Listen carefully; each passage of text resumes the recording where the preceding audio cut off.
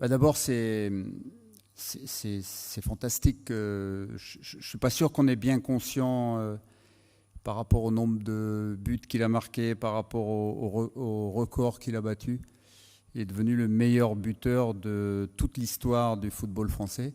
Donc c'est exceptionnel. Il dépasse Thierry Henry qui en avait mis beaucoup déjà. Et Olivier s'est toujours bagarré. Il a un fort caractère. Il a eu quelquefois une route un peu sinueuse, mais il s'en est toujours sorti. Et à le voir évoluer, là, il est bien dans ses baskets ou dans ses chaussures de foot. Ce qui concerne la comparaison avec Thierry, c'est à peu près dans le même nombre de sélections. Il n'y a pas beaucoup d'écart. Et par contre, Olivier, je crois que sur les 117 sélections, doit être titulaire 80. Donc ça montre encore combien la difficulté était forte d'arriver à ce nombre. Alors je ne sais pas combien de temps ça va tenir. Je sais qu'il y a un joueur beaucoup plus jeune qui a déjà marqué 33 buts et qui est en train de battre tous les records. Déjà 9 buts en Coupe du Monde, c'est déjà beaucoup et il n'a pas encore 24 ans.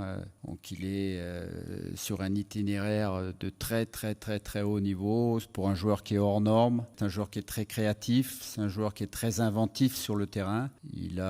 On a déjà dit beaucoup sur lui, il a une explosivité, il a une qualité de frappe, il a vraiment beaucoup d'atouts et il le démontre à chaque match. C'est ça aussi qui est très important, c'est chaque match. Alors Benjamin ne joue pas, ça ne l'empêche pas de s'entraîner, ça ne l'empêche pas de bien se comporter dans le groupe. Vous avez sûrement pu le voir dans les images de joie qu'il y a eu après le Danemark et après la Pologne. J'ai un peu discuté avec lui. Évidemment qu'il est déçu. Mais pour l'instant, c'est un choix sportif qui est opéré. Et c'est l'avenir qui nous dira s'il reviendra ou pas. D'abord, Hugo, moi, je le trouve aussi très très serein. Il va battre, ce qui est aussi un record fantastique, le record de Lilian. Donc réussir à faire ça dans une carrière de haut niveau, ça veut dire rester 10 ans, 12 ans, voire un peu plus au très très haut niveau, en étant très très peu blessé.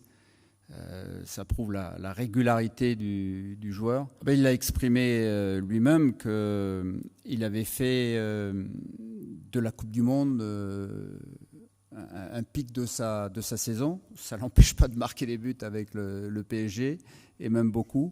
Mais oui, il est très concentré sur ce qu'il fait, très serein aussi sur son visage, très souriant. Il est quelque part aussi, lui, à sa manière, un leader. Et donc c'est quelqu'un qui a soif de records.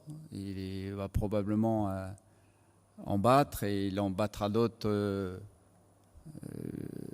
dans quelques années ou même avant. Il y a une très bonne complicité entre eux. Kylian, il l'a dit aussi souvent qu'il aime bien avoir un joueur pivot devant lui. Voilà, il se trouve que les deux s'entendent très bien, comme ils s'entendent aussi avec Ousmane, ils s'entendent aussi avec Ousmane Dembélé qui est plus sur le côté droit, avec Antoine qui a une nouvelle position au milieu. Non, ça rayonne, quoi. Nous, ce qu'on a envie, c'est de comprendre. Voilà, on n'en veut pas du tout à nos amis tunisiens. Ça aurait été une autre équipe, on aurait fait la même chose. On a juste envie de comprendre. On a eu plusieurs arbitres au téléphone qui nous ont expliqué qu'à un moment, il y a un coup de sifflet qui est donné. Et si le jeu reprend, voilà, il ne peut pas avoir recours à la VAR. Bon, pour l'instant, on n'a pas toutes les explications. Évidemment que s'il avait été là, la donne était sûrement différente, mais on ne saura pas. C'est pas la peine de se triturer les méninges pour savoir ce qui serait passé. On est dans quelque chose qui malheureusement se passera pas. Ce qui a été dit, à mon sens, n'était pas juste. Savoir que l'ambiance Quand il était là, elle était bonne. Et quand il est parti, elle est toujours bonne. Voilà. Il y a pas, oui, mais au niveau du jeu, évidemment qu'il y a il y aurait eu des différences, évidemment.